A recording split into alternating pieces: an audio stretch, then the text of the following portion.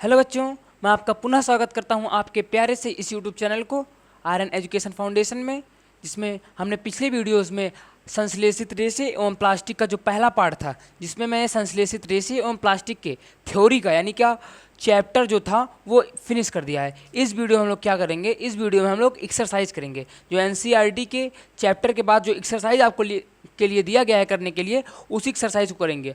देखिए, इस वीडियो को करने से पहले आप एनसीईआरटी की बुक अपने सामने ओपन कर लीजिए, जिससे कि हम लोग साथ साथ में करते चलें और आपको याद होता चले। ठीक है, तो आइए शुरू करते हैं। ठीक है,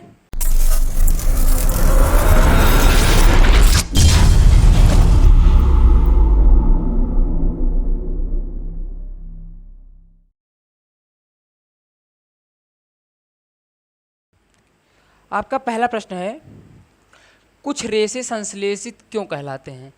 संश्लेषित का मतलब मैंने बताया था आपको कि जो प्रकृति में नहीं मौजूद होते हैं, मतलब कि हम उसमें कुछ चेंज यानी कुछ करते हैं, कुछ परिवर्तन करते हैं। जैसे ये प्रकृति में प्लास्टिक के रूप में हो सकता है, पर इसे बोतल का आकार यानी बोतल का आकार हमने दिया, तो ये बोतल क्या हो गई, संश्लेषित हो गई।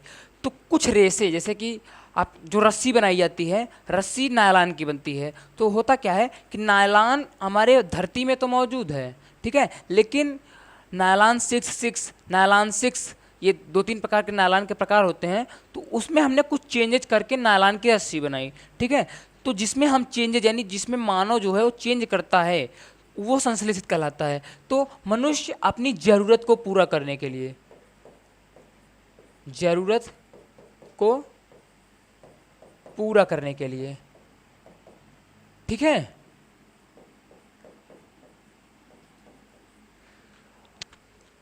मनुष्य अपनी ज़रूरत को पूरा करने के लिए रेशों का उत्पादन करता है, इसलिए कुछ रेशे संश्लेषित रेशे कहलाते हैं। ठीक है, इसमें हमको क्या करना है, क्वेश्चन नंबर 2 में सही उत्तर को चिन्हित करना है। जैसे चैप्टर 2 में मैंने ऐसा ही सवाल आपको कराया था, पर उसमें विकल्प थे, आपके सामने 4 विकल्प थे, आप उसमें से एक को टिक करना रहता था।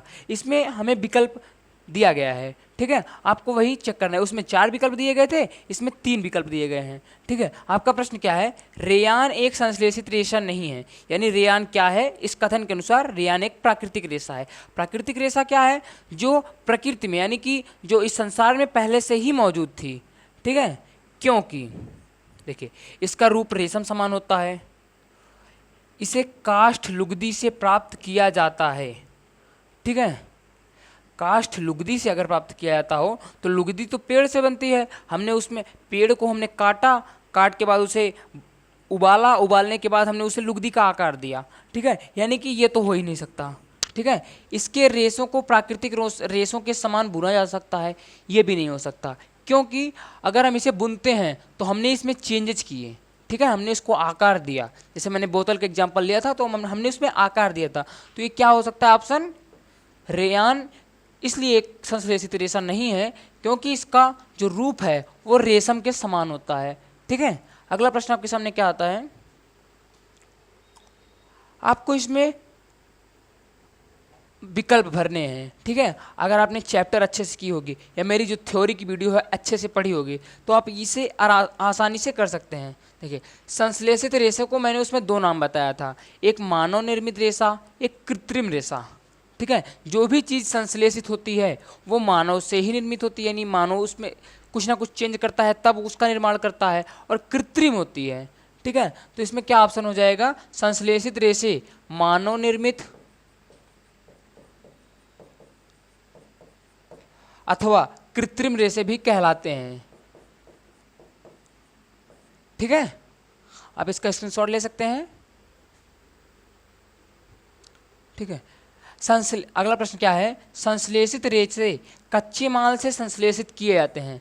देखिए, मैं आपको इसका एक एग्जांपल देता हूँ। जैसे मैंने प्लास्टिक ली, उसे मैंने बोतल का आकार दिया, बोतल जो है वो क्या कहलाता है, वो संश्लेषण कहलाता है, पर जो वो वस्तु होती है वो संश्लेषित यानी जो प्रक्रिया है वो संश्लेषण कहलाएगी।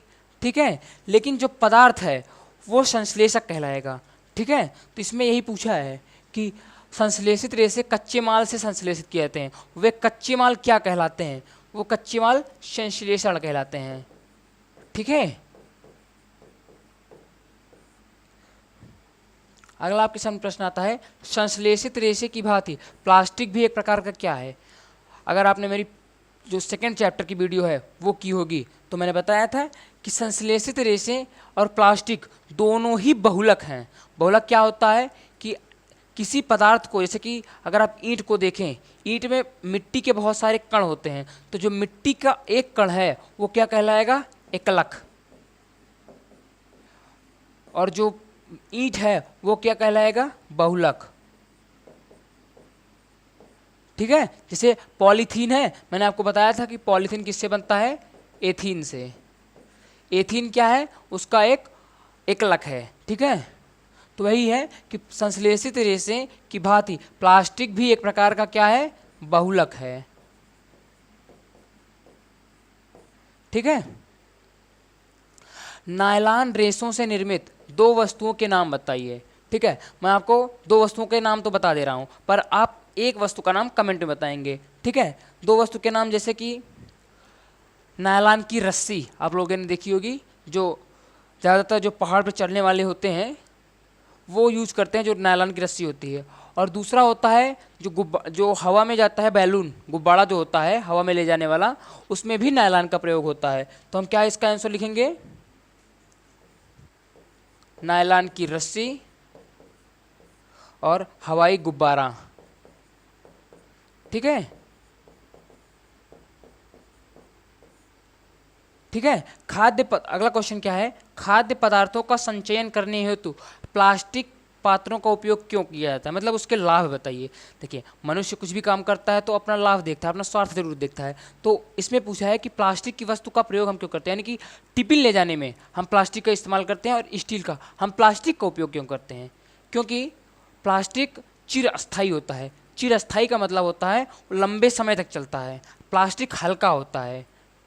ठीक है, और प्लास्टिक जो है वो आसानी से, यानी सस्ता होता है, यानी कि उसका, जैसे अगर आप 1 किलो पीतल या कोई भी धातु खरीदेंगे, 1 किलो प्लास्टिक खरीदेंगे, तो आपको प्लास्टिक आसानी से और सस्ते में मिल जाएगा। तो यही 3 कारण हैं, वैसे तो बहुत से कारण हैं, पर 3 यही मुख्य हैं।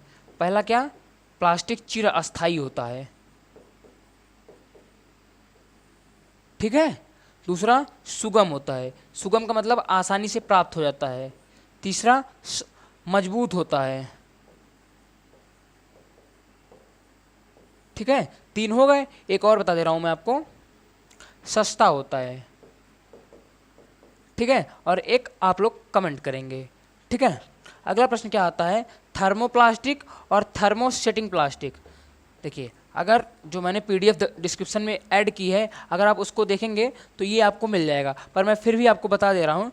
थर्मोप्लास्टिक का मतलब होता है कि हम उन्हें नया आकार दे सकते हैं। जैसे आपके सामने एग्जांपल होगा थर्माकोल। थर्माकोल को हम क्या करते हैं, हम कई प्रकार की शेप दे सकते हैं। शेप का मतलब होता है आकार। जैसे हम थर्माकोल जैसे अगर आपने देखा होगा कि साड़ी जब आप लोग लाते हैं, कोई भी कपड़ा लाते हैं, तो उसमें थर्माकोल रहता है। क्यों, क्योंकि थर्माकोल आसानी से मुड़ जाता है, थर्माकोल को आसानी से किसी भी आकार दे दिया जाता है। पर जो थर्मोसेटिंग प्लास्टिक होती है उसे हम कोई भी आकार दे ही नहीं सकते, यानी कि वो टूट जाएगा। ठीक है, कुछ प्लास्टिक आप लोगों ने ऐसे देखा होगा कि जैसे अगर हम थोड़ा सा भी मरोड़ते हैं, उसमें आकार में परिवर्तन करते हैं, तो वो टूट जाता है। ऐसा होता किस लिए है, क्योंकि वो थर्मोसेटिंग प्लास्टिक है।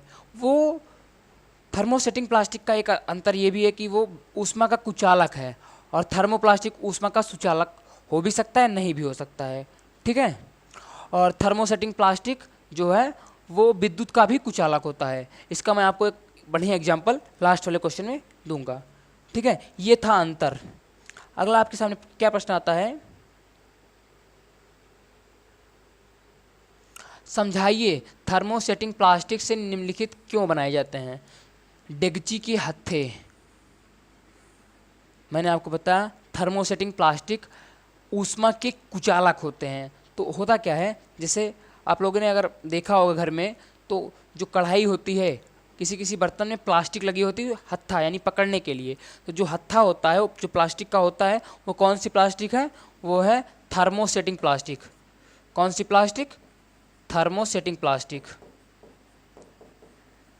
थर्मोसेटिंग प्लास्टिक का इस्तेमाल क्यों करते हैं, क्योंकि ये ऊष्मा का कुचालक होता है। यानी कि अगर हम बर्तन के धातु वाले हिस्से को पकड़ें तो हमारा हाथ जल जाता है, हम ऐसे करते हैं ना, जल जाता है। लेकिन जब प्लास्टिक वाले हिस्से को पकड़ते हैं तो जलता नहीं है। तो इसीलिए, क्योंकि थर्मोसेटिंग प्लास्टिक ऊष्मा का कुचालक होता है, इसलिए हम उसका प्रयोग डेगची के हत्थे बनाने में करते हैं। विद्युत प्लग या स्विच प्लग बोर्ड बनाने में क्यों करते हैं? क्योंकि ये मैंने बताया, ये विद्युत का भी कुचालक होता है। यानी कि अगर मैं किसी धातु का विद्युत प्लग या कुछ बनाऊं तो हमें करंट लगने का डर रहता है, ठीक है। इसीलिए आपने देखा होगा जो तार है, इससे मेरे सामने तार का ही एग्जाम्पल है, तार में अगर आप लोग यहाँ देख रहे होंगे, यहाँ पर कुछ लगा है, वो क्या है? वो एक प्रकार का थर्मोसेटिंग प्लास्टिक ही है, ठीक है।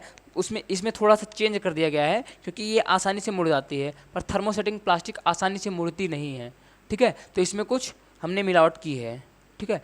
तो वो होता क्या है, वो ऊष्मा का कुचालक होता है, इसीलिए मतलब सॉरी, विद्युत का वो कुचालक होता है, तो हमें करंट लगने का डर नहीं होता है इसीलिए। यानी कि चूंकि ये ऊष्मा का कुचालक होता है, आपका पहला उत्तर तो ये हो गया, थर्मोसेटिंग प्लास्टिक ऊष्मा का कुचालक होता है, इसलिए डेगची के हत्थे में थर्मोसेटिंग प्लास्टिक का इस्तेमाल करते हैं। विद्युत प्लग में क्या होता है, चूंकि ये विद्युत का भी कुचालक होता है, ठीक है, विद्युत का कुचालक होता है, इसलिए हम इसका प्रयोग विद्युत प्लग या स्विच प्लग बोर्ड बनाने में भी करते हैं, ठीक है। अगला प्रश्न आपके सामने आता है, निम्नलिखित पदार्थों को बिना चक्रित किए जा सकते हैं, बिना पुनः चक्रित नहीं किए जा सकते हैं। यानी कि इसमें कौन सा ऐसा पदार्थ है जिसे रिसाइकल किया जा सकता है? रिसाइकल का मतलब होता है उसे पुनः किसी चीज़ में बदल कर हम उसका इस्तेमाल कर सकते हैं। तो देखिए, मैं आपको बताता हूँ, टेलीफोन यंत्र जो है उसे हम चेंज नहीं कर सकते हैं, यानी कि हम इसे पुनः चक्रित नहीं किया जा सकता है। कुकर का जो हत्था होता है उसे भी हम चेंज नहीं कर सकते हैं, ठीक है। और विद्युत स्विच को भी हम चेंज नहीं कर सकते हैं। प्लास्टिक खिलौना, सामग्री लाने वाले थैले, बॉल पॉइंट पेन, प्लास्टिक के कटोरे, विद्युत तारों के प्लास्टिक और प्लास्टिक कुर्सियाँ, और जो चीज़ें जो मैंने बॉक्स के अंदर लिखी हैं वो चीज़ें पुनः चक्रित नहीं की जा सकती हैं, ठीक है, ठीक है। लेकिन जो मैंने जो मैंने बॉक्स के अंदर नहीं लिखा है, जैसे कि प्लास्टिक खिलौने, कटोरे, विद्युत तारों के प्लास्टिक आवरण, ये सब क्या होती हैं, ये सब पुनः चक्रित की जा सकती हैं, ठीक है। जैसे मैं आपको एक अच्छा एग्जांपल देता हूँ, सामग्री लाने वाले थैले। देखिए, जैसे अगर आप लोगों ने देखा होगा, जिस झोले में हम सब्जी लाते हैं, जब वो फट जाता है तो उसका इस्तेमाल हम पोछा बनाने में कर देते हैं। आजकल की जो महिलाएं हैं उसका इस्तेमाल पोछा बनाने में या घर के किसी चीज़ में कर देती हैं, ठीक है। तो ऐसे ही इन सभी चीज़ का, प्लास्टिक की कुर्सियों का, प्लास्टिक आवरण का, विद्युत तारों के प्लास्टिक का आवरण का मतलब होता है ये वाली प्लास्टिक, इसका इस्तेमाल कहीं ना कहीं हो जाता है, पर इन तीनों चीज़ों का इस्तेमाल कहीं नहीं होता है, ठीक है।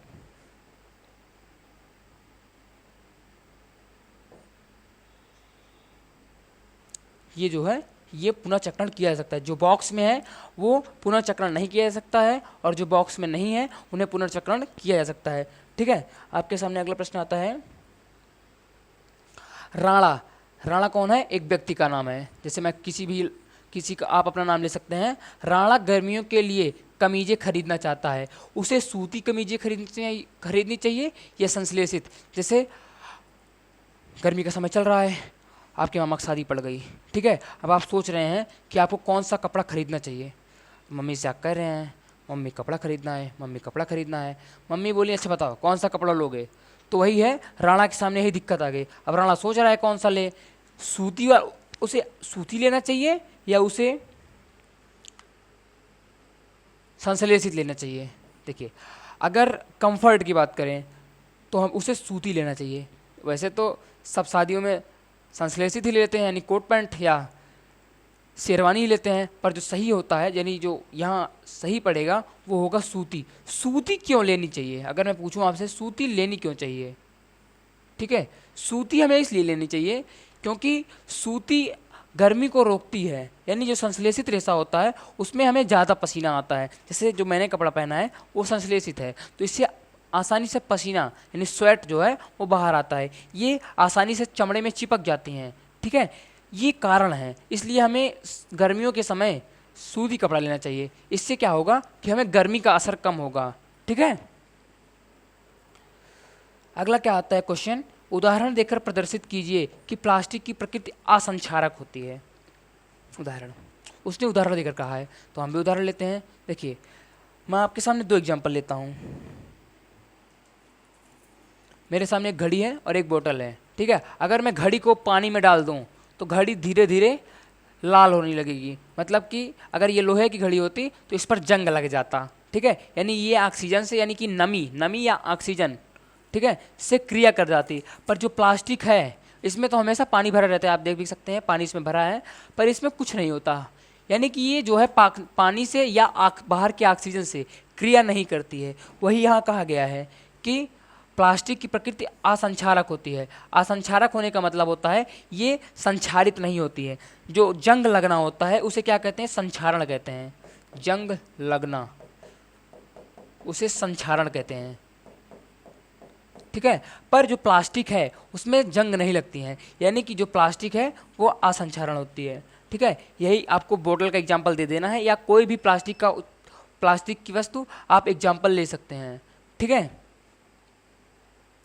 अगला आपके सामने प्रश्न आता है, क्या दांत साफ करने के लिए ब्रश का हैंडल और सूक का मतलब होता है जो मुख में जाता ब्रश है, जो बाल होते हैं ब्रश के, वो है सूक। ठीक है, ये पूछ रहा है क्या हमें एक ही पदार्थ के बनाने चाहिए? नहीं। अगर हम देखिए, अगर मैं इसे ब्रश मान लूँ तो ये तो कठोर होता है, जो ब्रश का हैंडल है वो कठोर होता है। ठीक है, तो हमें आसानी रहती है, हम उसे आसानी से पकड़ कर खींच सकते हैं। पर अगर मैं ब्रश के बालों को देखूं, अगर वो भी कड़ा होगा तो हमारे दांतों को नुकसान करेगा। ठीक है, हमारे मसूड़े कटने के चांसेस हैं, हमारे मसूड़ों में दर्द होने के चांसेस हैं, इसलिए हमें समान नहीं रखना चाहिए।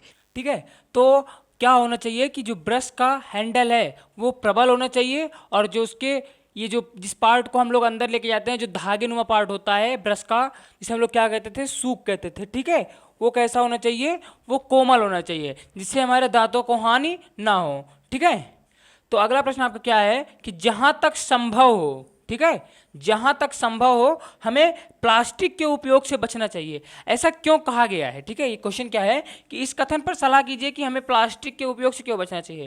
जैसा कि मैंने चैप्टर के दौरान ही बताया कि प्लास्टिक हमारे लिए कितना हानिकारक हो सकता है। ठीक है, प्लास्टिक खाने से यहाँ जानवर भी मर सकते हैं। प्लास्टिक नॉन बायोडिग्रेडेबल यानी कि जैव अनिम्नीकृत है, यानी कि ये हजारों लाखों साल तक ऐसी ही पड़ी रहेगी।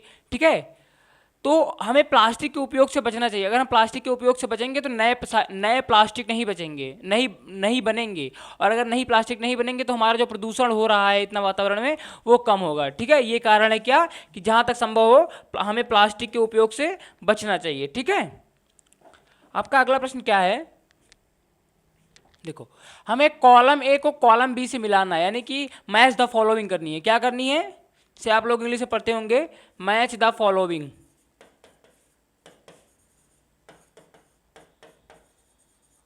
ठीक है, यानी मिलान करो। ठीक है, हम लोग के समय में तो ऐसा लिखना चाहिए था, लिखा जा रहा था कि कॉलम ए को कॉलम बी से मिलान करो। ठीक है, आप लोग के समय में लिखा है कि कॉलम ए के पदों को कॉलम बी में दिए गए वाक्य खंडों से सही मिलान कीजिए। ठीक है, तो देखो हमें उपयोग के हिसाब से मिलान करना है। ठीक है, देखो हमने आपको बताया कि पॉलिस्टर का उपयोग कहाँ होता है। मैंने बताया था कि पॉलिस्टर के कपड़े जो हैं वो आसानी से बल नहीं लगते, यानी कि उसमें आसानी से सिलवटें नहीं पड़ती हैं। ठीक है, तो इस पहले का क्या हो जाएगा, डी। ठीक है, टेफ्लॉन का मैंने बताया था, आप लोगों ने कढ़ाई देखी होगी, इसके पीछे थोड़ा सा हमको लगता है कि तांबा लगा है, लेकिन वो क्या होता है, वो टेफ्लॉन होता है। टेफ्लॉन का फार्मूला मैंने अभी आपको बताया था, क्या है, CF2, ये टेफ्लॉन का मोनोमर है। ठीक है, और इसका अगर मैं एक्चुअल फार्मूला देखूं तो क्या है, ये है उसका एक्चुअल फार्मूला।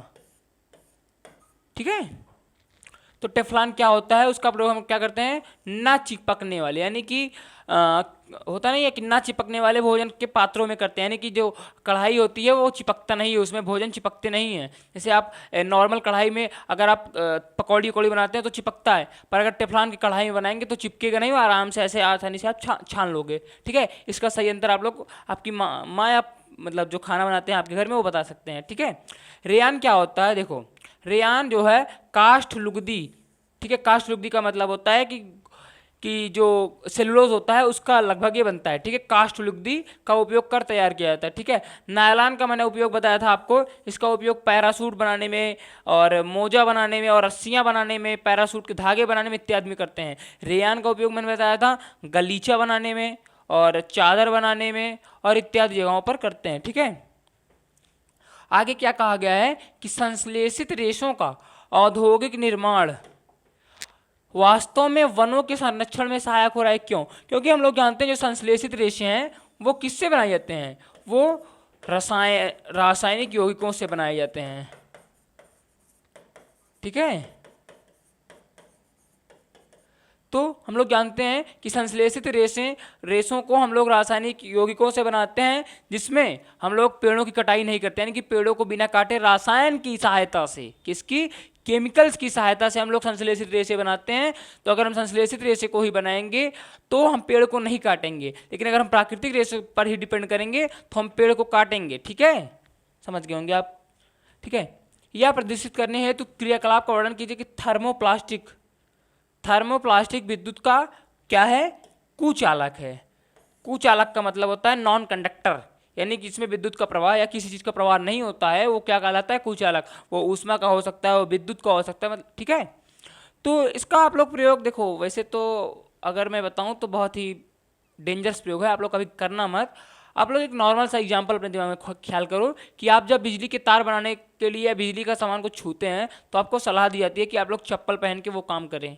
ऐसा क्यों कहा जाता है? क्योंकि जो चप्पल होता है किसका होता है, वो थर्मोप्लास्टिक होता है, और थर्मोप्लास्टिक चूंकि कुचालक होती है तो हमें उसे पहनने की सलाह दी जाती है कि आप थर्मोप्लास्टिक पहनकर कोई भी, चाहे आप वैसे तो नॉर्मली चप्पल भी थर्मोप्लास्टिक का ही होता है और हम लोग पैरों में चप्पल ही पहनते हैं। अब कुछ बहुत ही बड़े साइंटिस्ट होंगे तो थर्मोप्लास्टिक की किसी और आकार चीज़ को पहनकर ये काम कर सकते हैं, ठीक है। ये था आपका एग्जाम्पल। तो मैं आशा करता हूँ कि आपको ये जो पूरा एक्सरसाइज है चैप्टर 3 वो समझ में आ गया होगा, ठीक है।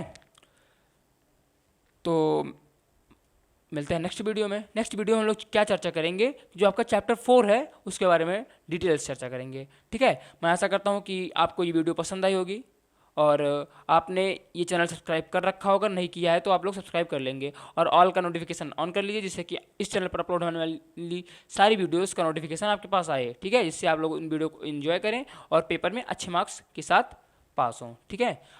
अगर आपके दोस्त भी पढ़ना चाहते हैं तो आप उनको ये वीडियो जरूर शेयर करें, जिससे कि उनका भी फायदा हो, आपका भी फायदा हो। मिलते हैं नेक्स्ट वीडियो में, तब तक के लिए धन्यवाद।